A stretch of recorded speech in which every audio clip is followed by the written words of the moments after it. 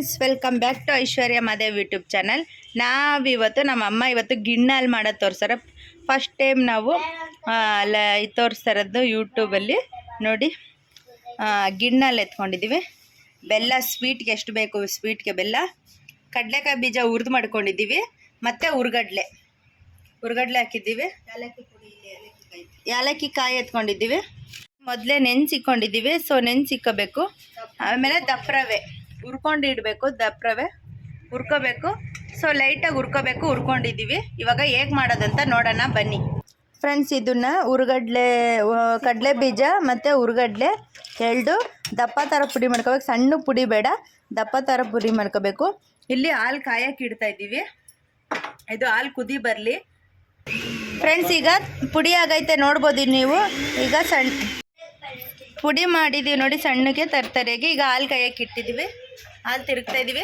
ಅದಕ್ಕೇ ಬೆಲ್ಲ ಇಟ್ಟಿದ್ದೀವಿ. ಬೆಲ್ಲ ಹಾಕಿ ಸೊ ಅದು ಪುಡಿ ಆಗೋವರೆಗೂ ಮಾಡ್ತಾ ಇರಬೇಕು. ಹಾಗೆ ತಿರುಗ್ತಾ ಇರಬೇಕು. ಹಾಲು ಚೆನ್ನಾಗಿ ಕಾಯಬೇಕದು. ಸೊ ಅಲ್ಲಿವರೆಗೂ ಕಾಯಿಸ್ಬೇಕು ಚೆನ್ನಾಗೆ.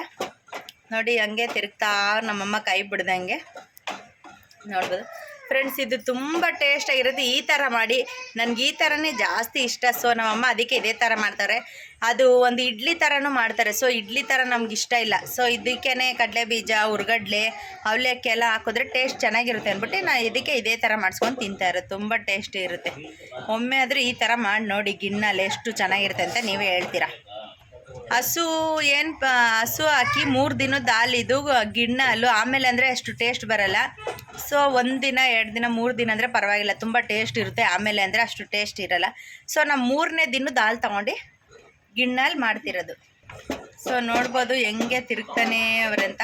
ಬೆಲ್ಲ ಪುಡಿ ಮಾಡಾಕಿದೆಯಾ, ಬೆಲ್ಲ ಕರಗೋವರೆಗೂ ತಿರುಗ್ತಾನೇ ಇರಬೇಕು. ನೋಡ್ಬೋದು ನೀವು ಹೆಂಗೈತೆ ಅಂತ. ಈಗ ರವೆ ಹಾಕೋತಾ ಇದ್ದೀವಿ ಫ್ರೆಂಡ್ಸ್. ಇದನ್ನ ನೋಡ್ಬೋದು ನೀವು. ದಪ್ಪ ರವೆ ತಗೋಬೇಕು, ಚಿರೋಟಿ ರವೆ ತಗೋಬೇಡಿ. ಅಕ್ಕಿ ಹಿಟ್ಟೊಂದು ಅಕ್ಕಿ ನುಚ್ಚು ಹಾಕ್ತಾರೆ. ಅಕ್ಕಿ ನುಚ್ಚು ಬೇಡ. ನಾವು ದಪ್ಪ ರವೆ ತಗೊಂಡಿದ್ದೀವಿ, ದಪ್ಪ ರವೆ ಹಾಕ್ತಾ ಇದ್ದೀವಿ. ನೋಡ್ಬೋದು ನೀವು ಹೆಂಗಿದೆ ಅಂತ. ಸೊ ತುಂಬ ಟೇಸ್ಟ್ ಇರುತ್ತೆ. ಚೆನ್ನಾಗೆ ಎಲ್ಲ ಕುದಿ ಬರಬೇಕು. ರವೆ ಎಲ್ಲ ಚೆನ್ನಾಗೆ ಒದಗಿ ಎಲ್ಲ ಚೆನ್ನಾಗೆ ರವೆ ಎಲ್ಲ ಆಗಿರಬೇಕು. ಚೆನ್ನಾಗಿರುತ್ತೆ. ರವೆ ಎಲ್ಲ ಬೇಯಬೇಕು ಹಾಲಲ್ಲೇ. ಸೊ ಇವಾಗ ಅವಲಕ್ಕಿ ಹಾಕೋಣ ಫ್ರೆಂಡ್ಸ್. ಅದನ್ನು ಅವಲಕ್ಕಿ ಹಾಕೋಣ. ಅವಲಕ್ಕಿ ಹಾಕ್ತಾರೆ ನೋಡಿ. ಅವಲಕ್ಕಿ ಹಾಕ್ತಾವ್ರೆ ಇವಾಗ. ಆವಾಗಲೇ ರವೆ ಆಯಿತು, ಇವಾಗ ಅವಲಕ್ಕಿ ಹಾಕ್ತಾವ್ರೆ ನೋಡ್ಬೋದು. ಸೊ ಕಮ್ಮಿ ಊರಿಲೇ ಇಟ್ಕೊಂಡು ಬೇಯಿಸಿ, ಇಲ್ಲಾಂದ್ರೆ ಅಷ್ಟು ಇದಾಗಲ್ಲ, ಚೆನ್ನಾಗಿರಲ್ಲ. ಕಮ್ಮಿ ಊರಿಲೇ ಇಟ್ಕೊಂಡು ಬೇಯಿಸಿ. ನೋಡ್ಬೋದು ಎಷ್ಟು ಗಟ್ಟಿ ಆಗ್ತೈತೆ ಅಂತ. ರವೆ ಹಾಕಿದ ತಕ್ಷಣ ಆಟೋಮೆಟಿಕ್ಲಿ ಗಟ್ಟಿ ಬರುತ್ತೆ. ಇದು ಗಂಟಾಯ್ತದೆ ಅದು ಇದು ಅಂತ ಏನು ಟೆನ್ಷನ್ ಇಲ್ಲ. ಆರಾಮಾಗಿ ಈಸಿಯಾಗಿ ಮಾಡ್ಬೋದು. ನೋಡ್ಬೋದು ನೀವು. ಮಾಡೋಕ್ಕೂ ಈಸಿ, ತಿನ್ನೋಕ್ಕೂ ಈಸಿ, ಎಳ್ಳು ಈಸಿಯಾಗಿರುತ್ತೆ. ನೀವು ನೋಡ್ಬೋದು. ಈಗ ತೆಂಗಿನಕಾಯಿ ತುರಿ ಹಾಕ್ತಾರೆ. ಹಸಿ ತೆಂಗಿನಕಾಯಿ ತೊಗೊಂಡಿದ್ದೀವಿ ಫ್ರೆಂಡ್ಸ್. ಒಣಗಿದ ತುರಿ ಏನು ಬೇಕಾಗಿಲ್ಲ, ಕೊಬ್ಬರಿ ತುರಿ ಹಸಿದೇ ತೊಗೊಂಡಿರ್ಬೇಕು. ಅದು ನೀಟಾಗೆ ಎಲ್ಲ ತಿರ್ಗೋಣ ಮುದ್ದೆ ಥರ. ನೋಡ್ಬೋದು ನೀವು. ಅದು ಸ್ಮೆಲ್ಲೇ ಗಮ್ ಅಂತ ಇರುತ್ತೆ. ತಿನ್ನಕ್ಕೆ ಒಳ್ಳೆ ಮಜ್ವಾಗೈತೆ. ನೋಡ್ಬೋದು ನೀವು. ಆ ಟೆಕ್ಸ್ಚರೇ ನೋಡಿ ಹೆಂಗೈತೆ. ಕಲ್ಲರ್ ಒಳ್ಳೆ ಗಿಣ್ಣಾಲು ಎಷ್ಟು ಸೂಪರಾಗಿದೆ ಅಲ್ವಾ. ಈಗ ನಾವೇನು ಮತ್ತು ಹುರ್ಗಡ್ಲೆ ಮತ್ತು ಕಡಲೆ ಬೀಜ ಪುಡಿ ಮಾಡಿಕೊಂಡಿದ್ದೋ ಆ ಪುಡಿ ಸೇರಿಸವ್ರೆ. ನೋಡ್ಬೋದು ಎಲ್ಲ ನೀಟಾಗೆ ಒದಗಲಿ ಫ್ರೆಂಡ್ಸ್, ಚೆನ್ನಾಗಿರುತ್ತೆ.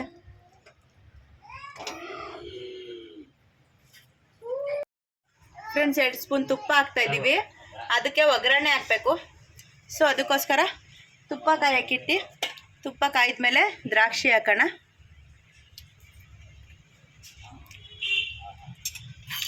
ತುಪ್ಪ ಕಾಯ್ತೈತೆ. ಕಾಯ್ದಿದ್ದಾದಮೇಲೆ ಇವಾಗ ಅದಕ್ಕೆ ಬೆರೆಸೋಣ ಫ್ರೆಂಡ್ಸ್. ಅದು ನೋಡ್ಬೋದು.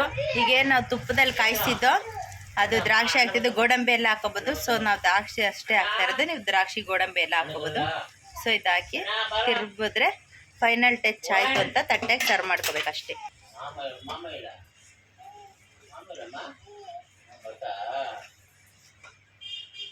ಸ್ವಲ್ಪ ರವೆ ಅಳ್ಬೇಕಲ್ಲ, ರವೆ ಹಳ್ಳಾಗಿ ಬಿಡೋಣ. ಸೊ ಕಮ್ಮಿ ಉರಿಲೇ ಒಂದು 5ರಿಂದ 10 ನಿಮಿಷ ಬೇಯಿಸೋಣ ಅಷ್ಟೇ.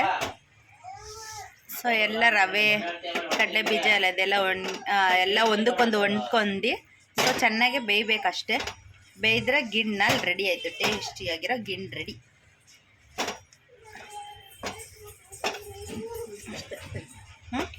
ಅದು ಗಿಣ್ಣಲ್ಲಿ ರೆಡಿ ಆಗೈತಂತೆ. ಟೇಸ್ಟ್ ಮಾಡಿ ಹೇಗೈತೆ ಅಂತ ಹೇಳೋಣ ಬನ್ನಿ.